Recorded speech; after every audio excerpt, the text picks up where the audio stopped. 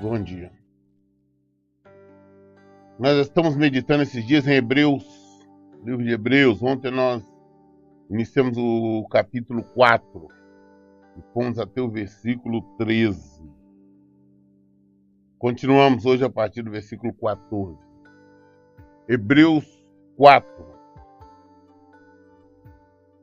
versículo 14. Concluindo, tendo em vista que temos um grande sumo sacerdote que foi capaz de adentrar aos céus, Jesus, o Filho de Deus, mantenhamos com firmeza a nossa declaração pública de fé. Nós temos um sumo sacerdote, nosso sumo sacerdote, Jesus Cristo, o Filho de Deus, está no céu. Ele já preparou o lugar para nós. Todo aquele que perseverar, a sua doutrina já tem lugar garantido ao lado dele. Ele é o nosso sumo sacerdote. Pois não temos um sumo sacerdote que não seja capaz de compadecer-se das nossas fraquezas, mas temos o sacerdote supremo, que a nossa semelhança foi tentado de todas as formas, porém sem pecado algum. O nosso sumo sacerdote não é alguém que não conheça a nossa fraqueza. É alguém que não somente conhece, como viveu. Jesus começou o ministério terreno dele sendo tentado. O Espírito Santo o levou ao deserto para ser tentado pelo diabo. Assim foi a inauguração do ministério terreno de Jesus. Durante todo o tempo do ministério dele, ele passou por perseguições, sofrimento, aflições. Então, ele é o nosso sumo sacerdote, mas ele conhece todas as nossas fraquezas, porque ele as enfrentou e as venceu. Jesus foi provocado, tentado de todas as maneiras, e não pecou. Ele resistiu a tudo. Então, o nosso sumo sacerdote conhece tudo. E também ele sabe que nós podemos resistir todas as tentações. Portanto, cheguemos-nos com toda a confiança ao trono da graça, para que recebamos a misericórdia e encontrarmos poder que nos socorre no momento da necessidade. Nos acheguemos ao Senhor, nos acheguemos a Jesus, busquemos. Porque dele vem o socorro. Na hora que vem as tentações, as provocações, o sofrimento, vamos buscar esse no Senhor. Porque dele vem todas as respostas. Hebreus capítulo 5. Porquanto todo sumo sacerdote, sendo escolhido dentre os homens, é designado para representá-los em questões relacionadas com Deus, a favor da humanidade, a fim de oferecer tanto dons quanto sacrifício pelos pecados. O sacerdote é um homem comum. Ele é tirado, é escolhido, ele é ungido, né? Ele é consagrado. É um homem comum, é uma pessoa comum, eleita, é levantada, erguida, ungida, consagrada, chamada para ser um sacerdote, para ser um pastor, para ser alguém que vai cuidar da vida espiritual do povo. Este tem obrigação, primeiro de diante do Senhor, clamar por socorro, clamar por misericórdia, clamar perdão de pecado pelos erros próprios dele e também de todo o povo. Ele tem que oferecer sacrifícios pelo povo, também por ele. Antigamente falava-se holocausto e outras coisas. Hoje, qual é a obrigação do sacerdote, do pastor? É estar em constante vigília pedindo perdão pelo pecado, os pecados do povo, das suas ovelhas. Essa é a função. É a obrigação dele estar se consagrando, pedindo perdão por qualquer falha, ato, erro, omissão que ele mesmo tenha cometido. É função. Então, só que ele é uma pessoa como qualquer um de nós, qualquer um. Somos todos humanos. Ah, não, eu sou pastor, sou diferente. Não, sou igual. Ao contrário, eu tenho mais responsabilidade diante do Senhor. Então, simplesmente são os sacerdotes, os pastores, são pessoas comuns. Ele é capaz de compadecer-se dos que não têm conhecimento e se desviam, considerando que ele mesmo está rodeado de fraqueza. O pastor tem a obrigação de reconhecer o sofrimento, as fraquezas de todos. As pessoas erram, entender por que erram, caem, fraquejam, se afastam do Senhor. E orar, interceder, clamar e compadecer dessas pessoas. Porque ele também sabe que ele é fraco, ele é falho. Então não existe essa questão, o sacerdote, o pastor se colocar numa posição privilegiada, porque não é verdade. Todos nós erramos, podemos errar, podemos pecar a qualquer momento, sermos tentados. São vários que nós sabemos, pastor, que eram realmente homens de Deus e não resistiram às tentações, não resistiram às provocações, caíram, erraram, pecaram. Essa que é a realidade. Nós somos falhos. Por isso nós temos a obrigação de entender, compreender o próximo, porque nós mesmos vivemos assim. Assim nós temos o sumo sacerdote, que é Jesus, que conhece a nossa fraqueza, porque ele viveu, só que ele não pecou, ele não caiu, ele não fraquejou, mas ele conhece. É por esse motivo deve oferecer sacrifício pelo pecado, tanto do povo como do seu próprio. Ninguém, portanto, toma esta honra para si mesmo, senão quando convocado por Deus, como aconteceu com Arão. Arão foi convocado por Deus. Sacerdote Arão. Foi Deus que escolheu, falou não. Falou com Moisés, não, Arão, seu irmão. Eu sempre falo, eu sempre bato nessa tecla, porque hoje tem muitos se fazendo pastores, se fazendo sacerdotes, se levantam como sendo alguma coisa. Vão, se especializam, estudam, fazem estudo, teologia, outros cursos, e se levantam e dizem, eu sou pastor. Geralmente com mais variados motivos. Às vezes a maioria por interesse. Mas ser pastor, ser sacerdote é um chamado. É Deus que nos chama. É Deus que levanta o verdadeiro legítimo sacerdote, o verdadeiro legítimo pastor, aquele que é compromissado com a palavra dele, aquele que tem a preocupação de pregar o evangelho legítimo, a verdade, de cuidar de ovelhas. Pastor cuida de ovelhas, ensina.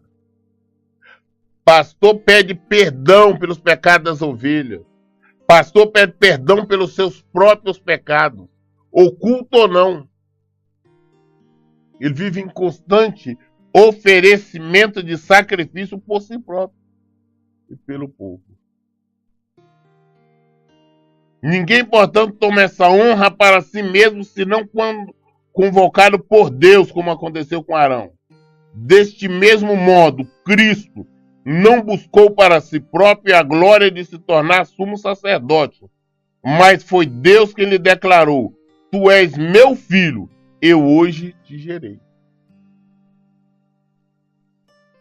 Quem enviou Jesus para cá, para sofrer, morrer no nosso lugar, para nos salvar, foi o Senhor, Deus. Cristo é o nosso supremo e eterno sumo sacerdote. Ele revela em outra passagem, tu és sacerdote para todo sempre, conforme a ordem de Melquisedeque. Melquisedeque, para quem não sabe, é o primeiro sacerdote que surgiu na Bíblia. Sem genealogia, ninguém sabe nada, absolutamente nada dele. O rei de paz, ele veio com a função exclusiva como sacerdote. Muito antes da lei, não existia lei nem nada, ele apareceu para Abrão para receber os dízimos de Abraão. Ele recebeu, foi o primeiro dizimista da Bíblia. Anterior, a lei anterior, qualquer coisa. Abraão devolveu o dízimo a ele. Porque quando nós falamos em dízimo, gente, dízimo é algo que você devolve ao seu sacerdote. Dízimo você devolve, não é um templo, não é uma denominação. Você devolve ao sacerdote aquele que tem que prestar conta da sua alma diante do Senhor. Aquele que te ensina e guia nas palavras de Deus. Abrão, ainda não era Abraão, recebeu o sacerdote Melquisedeque, ele lhe trouxe pão, lhe trouxe vinho, ele dizimou então para o Melquisedeque. Só que esse Melquisedeque já prefigurava Cristo. Prova tal que nenhum outro lugar, a não ser que em Hebreus, né, nós vamos ver falar no sacerdote Melquisedeque. Não tem genealogia, não tem família, não tem tribo, não tem nada, absolutamente nada. Ele apareceu ali. Deus enviou ali, só com essa função. Depois em toda a Bíblia não se vê mais. Ele desaparece. Ele veio aparecer novamente aqui, mas ele na verdade é o Cristo, simbolizava o Cristo. Por isso, quando fala que Jesus Cristo, né, o Cristo, é o sumo sacerdote da ordem de Melquisedeque. Durante seus dias de vida na terra, Jesus ofereceu orações e súplica em clamor e com lágrima, aquele que o podia salvar da morte, tendo sido ouvido por causa da sua reverente submissão. Nós vemos, quem nós conhecemos o Evangelho, nós vemos que Jesus era um homem de oração, ele orava, ele intercedia por ele intercedia pelo povo, ele clamava pelo povo. Falava com Deus. Mesmo considerando o fato de ele ser o Filho de Deus, aprendeu a obediência por meio intermédio das aflições que padeceu. Jesus, o Filho de Deus, aprendeu a obediência através das aflições. O Filho de Deus, o Deus Todo-Poderoso, Criador do céu e da terra, padeceu todo tipo de humilhação, de sofrimento, de perseguição e venceu. Nós estamos falando do Filho de Deus, o Filho do Criador, Jesus Cristo, que foi preso, amordaçado, espancado, cuspido, escarrado e pregado na cruz, onde faleceu. E uma vez aperfeiçoado, tornou-se a fonte de salvação eterna para todos quanto lhe obedece. Jesus, ele é a fonte de salvação eterna. Para quem? Para todos quanto lhe obedece. Ah, não, Jesus é meu Salvador, estou tranquilo. Tá, não. Você obedece? Se você obedece, é só. Sem obediência é impossível. Podemos citar o tempo todo o nome de Cristo, falar o que quiser, mas nós somos salvos pela obediência a Ele. Repetir novamente a partir do versículo 8. Mesmo considerando o fato de Ele ser o Filho de Deus, aprendeu a obediência. Ele foi vitorioso porque ele foi obediente por intermédio das aflições que padeceu. E uma vez aperfeiçoado, tornou-se a fonte de salvação eterna para todos quanto lhe obedecem, tendo sido nomeado por Deus sumo sacerdote segundo a ordem de Melquisedeque. Eu sempre falo, gente, sem obediência nós não conseguimos, não agradamos a Deus e não vamos a lugar algum. Quanto a isso, temos muito que ensinar. Assunto difícil de explicar, especialmente porque vós vos tornaste indolentes para aprender. Com referência à obediência, salvação em Cristo, temos muito que aprender, mas o povo não quer aprender, a maioria não quer. O que prefere? Falar, não, eu aceitei Jesus, eu estou salvo. Essa é uma geração que está caminhando para a morte, está vivendo na morte, ou melhor dizendo, elas já jazem nos seus pecados. Os templos estão abarrotados. Pessoas mortas espiritualmente. Sem obediência, sem santificação, ninguém verá Deus. Salvação é pela obediência em Cristo. Apesar de que a essa altura já deveis ser mestre, ainda estáis precisando de que alguém vos instrua mais uma vez quanto aos princípios elementares da palavra de Deus. Voltaste a necessitar de leite, quando deveis estar recebendo alimento sólido. Pessoas que vieram para o Evangelho, vieram para uma igreja de denominação, que já deveria estar consciente de tudo isso, não estão. Porque simplesmente abandonaram a palavra, não lê a Bíblia, não procura conhecer a Bíblia e fica aceitando todo tipo de pregações e de ensino. Por isso, estão padecendo, jazendo em seus pecados. São pessoas que estão engatinhando. É como a palavra diz, estão no início, tomando leitinho, sendo quando nós deveríamos estar comendo já comida sólida, pelo tempo, pelo que nós conhecemos a palavra de Deus, temos que estar num patamar mais alto em relação ao conhecimento. Nos assusta hoje quando pessoas que se dizem evangélicas, crentes, religiosas, estão há anos em denominações, frequentando templos e falam coisas absurdas.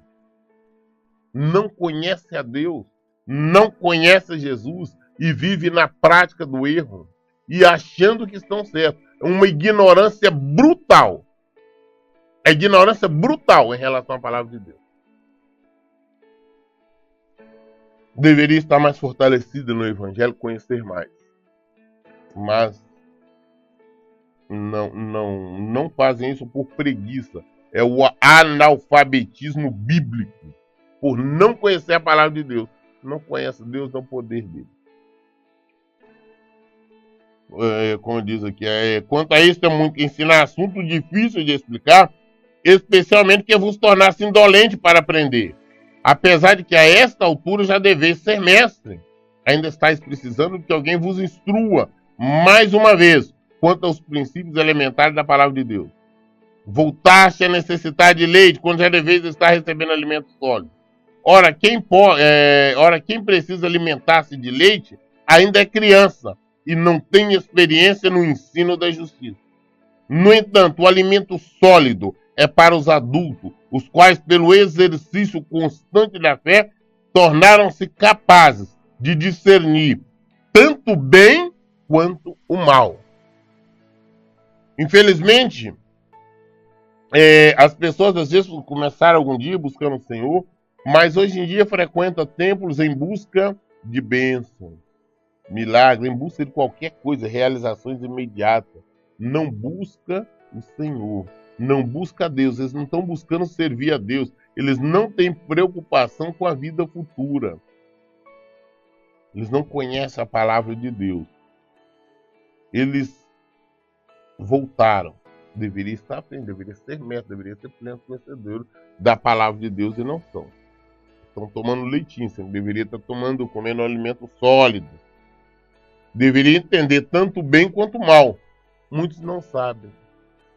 Por incrível que pareça, eles não estão discernindo, não compreendem, não sabem, na verdade, a origem nem o poder do mal. Porque muitos, não estou dizendo pouco não, mas muitos, eu vejo dando um superpoder ao diabo. Não, que o diabo fez isso, o diabo fez aquilo, Deus não queria, mas Deus fez, mas o diabo fez. Eu orei a Deus, mas o diabo venceu. Então quem tinha que ser Deus tinha que ser o diabo. Se o diabo consegue vencer a vontade de Deus, então quem tem que ser Deus é o diabo. As pessoas não entendem que o diabo só pode agir com a permissão e com a vontade de Deus. São pessoas que não conhecem a palavra de Deus. Hebreus capítulo 6. Hebreus 6.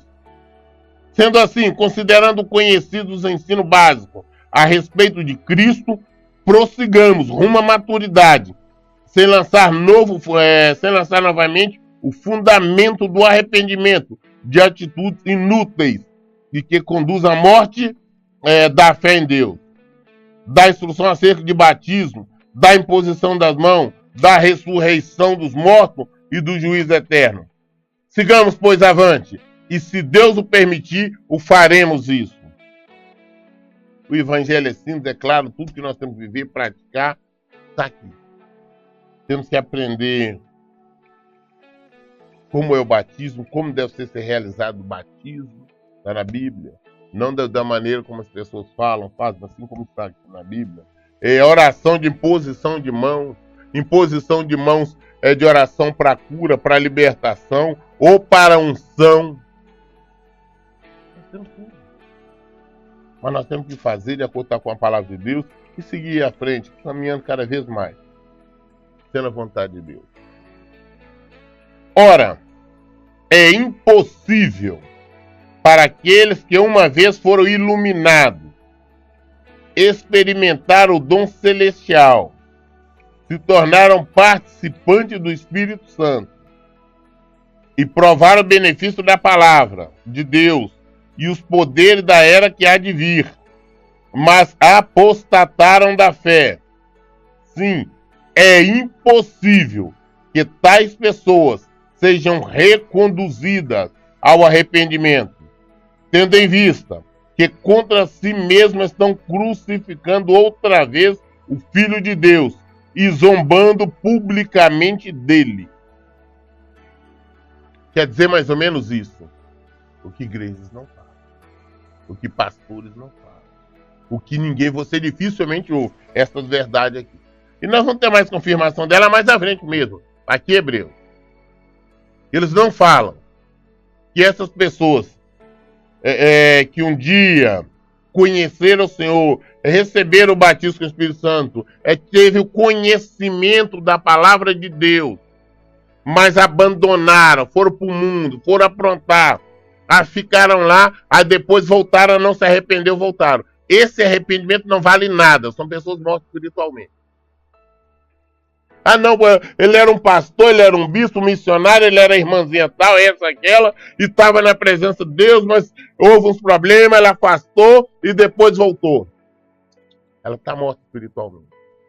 Ah, o pastor que saiu, ficou no mundo, depois voltou e deu uma bênção, ele está lá no altar, ele é morto espiritualmente. Essa é a palavra do Senhor. É morto. É mais ou menos assim hoje, o conhecimento que eu tenho na palavra de Deus. Se eu for para o mundo, se eu for aprontar, amanhã depois eu posso voltar. Está aqui, mas eu sou morto espiritualmente. Não tem mais nenhuma escapatória para mim. Eu posso estar aqui falando, mas é falar por falar. Eu não tenho mais temor a Deus. Eu falo, como qualquer coisa eu falo. Como um papagaio fala, repetindo, imitando. Eu não tenho temor. Eu não tenho mais medo de Deus. Porque se eu não tenho medo agora, eu sabendo que eu não devo fazer, eu vou fazer de forma consciente. É isso que é a palavra. Novamente, repetindo, a partir do versículo 4. Hebreus 6, versículo 4. Começa dizendo, ora, é impossível para aqueles que uma vez foram iluminados, experimentaram o dom celestial e se tornaram participantes do Espírito Santo e provaram os benefícios da palavra de Deus e os poderes da era que há de vir, mas apostataram da fé. Sim, novamente, é impossível que tais pessoas sejam reconduzidas ao arrependimento, tendo em vista que contra si mesmo estão crucificando outra vez o Filho de Deus e zombando publicamente dele.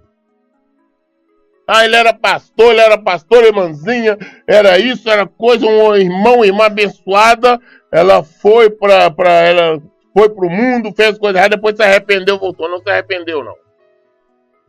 Voltou por conveniência, mas não se arrependeu. É impossível arrepender. Não tem temor, não tem medo de Deus mais. São pessoas mortas. E vai padecer no inferno por toda a eternidade. Elas zombaram do Filho de Deus.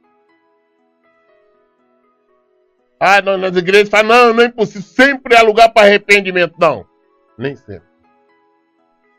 Quando você conhece, não tem lugar para arrependimento. O diabo era um anjo. Virou diabo, nunca mais ele volta a ser anjo. Não existe lugar para arrependimento. Nessa situação, não.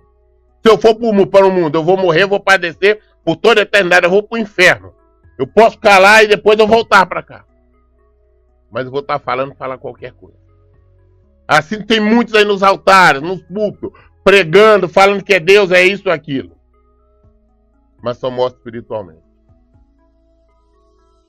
É isso que nós temos que entender.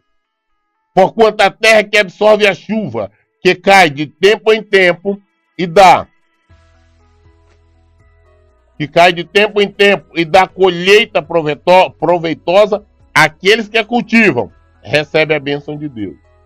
Todavia, a terra que produz espinhos e ervas daninhas é inútil e logo será amaldiçoada. Seu fim é ser lançado ao fogo. Aquele que busca o Senhor, que vive, que serve ao Senhor, que pratica o Evangelho, sempre estará recebendo mais do Senhor. Mas aquele que um dia, recebendo tudo, e um dia jogou fora, abandonou, para viver a sua vontade, a sua carne, o amaldiçoado só serve para ser queimado. Vai ser queimado no fogo eterno. Esse assunto nós vamos voltar, vai falar muito sobre isso. Nós vamos falar mais no capítulo 10 e outros. Quanto a vós outros, no entanto, ou amados, estamos convencidos de que a vossa situação é muito melhor, sendo beneficiados com as bênçãos decorrentes da salvação. Porquanto Deus não é injusto para se esquecer do vosso trabalho e do amor que revelaste para com seu nome, pois serviste os santos e ainda o serviço. Nós, quando nós estamos na presença do Senhor, nós estamos vivendo a palavra de Deus. Por maior que seja o sofrimento, por maior que sejam as lutas, por maior que sejam as batalhas que nós estejamos passando, o Senhor está vendo, o Senhor conhece. E nós estamos sendo abençoados. Só que nós estamos confundindo as bênçãos do Senhor com folga, com regalias aqui. Jesus era abençoado o tempo todo por Deus. E nós vemos só as lutas, o sofrimento que ele passava. As perseguições. E nós vemos o fim dele. Então essa mentira, como nós temos visto muitos, é uma grande quantidade de pregadores que ficam pregando um monte de mentira no púlpito. São pessoas mortas espiritualmente porque estão ensinando o erro, o pecado, quando sabem que não deveria ser assim. Estão extraviando, estão conduzindo grande rebanho do Senhor à morte. Conduzindo o rebanho do Senhor para a morte eterna. Estas pessoas são mortas. Pastor, mas está lá no altar, eu já vi através dele acontecer um milagre. Pode. Deus usa uma mula. Ele usa qualquer coisa. Qualquer pessoa, ímpio ou não. Mas não quer dizer que seja aprovação de conduta. Deus não aprova esse tipo de conduta. Desejamos, contudo, que cada um de vós demonstre o mesmo esforço, dedicado a teu fim, para que tenhais a plena certeza da esperança, de maneira que não vos tornei negligente, mas imiteis aquele que, por intermédio da fé, da longanimidade, recebam a herança prometida. Nós estamos aqui, nós estamos peregrinando, nós caminhamos em busca da nossa herança, da herança que não está aqui. A nossa herança é no Senhor. A nossa herança é a terra prometida. O nosso descanso sabático é junto com o Senhor. Não é isso aqui. Isso aqui, por mais que nós conseguimos, por mais que nós alcançamos êxito, vai ficar tudo por aí, só traz sofrimento. No caixão ninguém leva fazenda, bancos, empresa, dinheiro, carro. Não leva amizade, não leva nada. Não leva ouro, não tem banco, cartão de crédito, nada. Nu, nós vamos. Nu nós paqueramos.